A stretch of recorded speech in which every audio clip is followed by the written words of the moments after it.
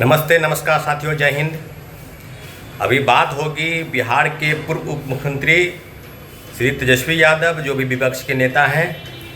उन्होंने press conference करके घोषणाएं की है। उस घोषणा की जानकारी पूरी आपको दे दें कि उन्हें जो संविदा कर्मी हैं, जो कॉन्ट्रैक्ट बेस पर नौकरी करते हैं बिहार में, और उसकी संख्या तादाद लाखों में है, ऐसे लोगों को नियमित करने की घोषणा उन्होंने की है कि चुनाव के बाद जैसे ही महागठबंधन की सरकार बनेगी तो कॉन्ट्रैक्ट बेस पर, तो इसका लाभ जो है निश्चित रूप से संविदा कर्मी को होगा। इसमें आंगनवाड़ी सेविका हो या जो नियुक्ति स्तर पर करते हैं, आंगनवाड़ी सेविका से लेकर जो बेल्ट्रॉन पर की नियुक्ति होती है, कई उर्मिला फाउंडेशन है उसके तहत नियुक्ति होती है, आउटसोर्सेस नौकरी होती है, तो सारी नौकरियों पर संविदा कर्मी पर जो भी है, आशा कार्यकर्ता, आंगनवाड़ी सेविका और संविदा कर्मी यानी सबको नियमित करने की घोषणाएं कर रखी है। और आपको पता चल इसके पहले भी तेजस्वी यादव ने स्पष्ट रूप से कहा कि बिहार के सभी घरों से हम सरकारी नौकरी देने की बात करेंगे। तो सरकारी नौकरी कहने का डाटा जो है वो उनके पास ये है कि लगभग 3.5 करोड़ सरकारी नौकरी, और जो बिहार सरकार है वो मैक्सिमम नौकरी जो है वो 24 लाख से 25 लाख ही सरकारी नौकरी दे सकती है। दूसरी तरह से बात की जाए तो बिहार के मुख्यमंत्री नीतीश कुमार जी ने घोषणा कर रखी कि हम 1 करोड़ सरकारी नौकरी और रोजगार देंगे। इस मामले में भी एक तरफ महागठबंधन की सरकार, दूसरे तरीके से जो एनडीए की वर्तमान सरकार है और विगत 17-18 सालों से लगातार एनडीए की सरकार है, विगत 1.5 साल छोड़ दिया जाए तो लगभग एनडीए की सरकार ही है। अब बात हम करेंगे कि क्या चुनाव में युवाओं के लिए जो पहल दिखाई दे रही है, क्योंकि चुनाव पर कहीं न कहीं लोकतंत्र में धनबल, बाहुबल वो हावी हो रहा है।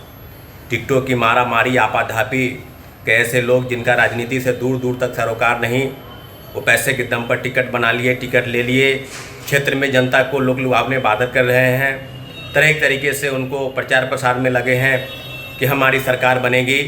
उसमें सभी लोग जो समाजवाद का चोला ओढ़ के रखे हैं, उसमें लगभग 3-4 पार्टी के लोग ऐसे हैं जो लगातार टिकट बेचने का काम करते हैं। उनको युवाओं से कोई मतलब नहीं। बिहार में जितनी भी सरकारी नौकरी है, उस नौकरी पर अगर छात्र अभ्यर्थी अपनी मांग को लेकर सड़क पर उतरते हैं तो उनके तरफ से एक ट्वीट नहीं होता है। तेजस्वी यादव आज ट्वीट कर रहे हैं, अगर वो ट्वीट पहले कर दिए रहते, जिस समय में लाठीचार्ज होता है, जिस समय में अभ्यर्थी सड़क पर उतर रहे थे, डोमिसाइल पर लगातार प्रोटेस्ट हुआ, तब सरकार ने सुना और डोमिसाइल सिर्फ शिक्षक बहाली में लागू है।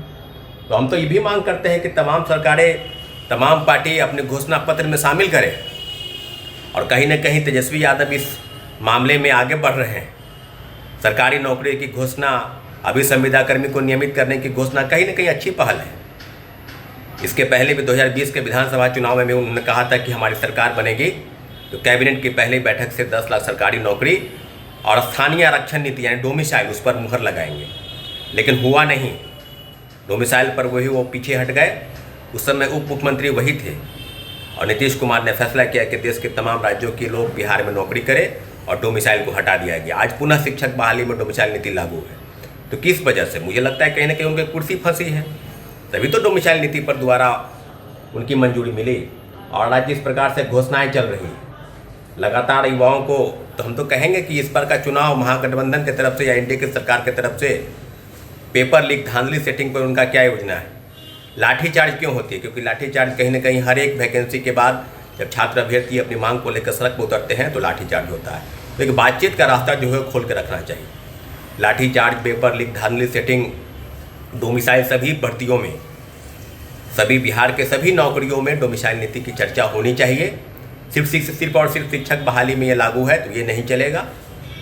सरकार को बताना होगा, जिस प्रकार तेजस्वी यादव घोषणा कर रहे हैं, तो इनके जो एजेंडे हैं, जो छात्र, युवा, बेरोजगार, नौजवान और पलायन का एक बहुत बड़ा दर्द जो बरसों बरस बिहार के लोग झेल रहे हैं, उनके दिशा में कैसा काम होगा 2025 से 30 जो योजना है, जो घोषणा पत्र है, तमाम पॉलिटिकल पार्टी अपने घोषणा पत्र में इन सब चीज़ों को लागू करें, तभी युवा जो है उनकी तरफ वोट करेंगे। क्योंकि कहीं ना कहीं युवाओं को दरकिनार करने का प्रयास कर रही है।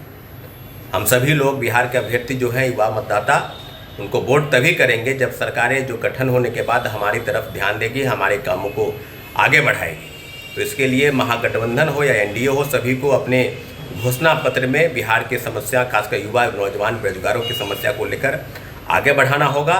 तभी युवा जो है उसके तरफ बढ़ेंगे। लेकिन मैं बार बार कह रहा हूँ कि युवाओं के साथ जिस प्रकार से छल और प्रपंच हुआ, लगातार पेपर लीक धांधली सेटिंग हुई, TRE 4 को लटकाया गया, STET, BTET, CTET, LET, BTET computer science सभी बहाली को लटकाने का काम हुआ है।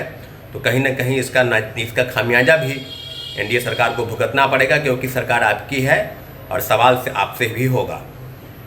तो इसलिए हम लोग की मांग रही है कि सरकार सभी मांगों को घोषणा पत्र में शामिल करे और तेजस्वी यादव जी ये द्वारा जो भी घोषणाएं की जा रही है उसका स्वागत करते हैं, युवा वर्ग उसका स्वागत करता है। साथियों, बहुत बहुत धन्यवाद।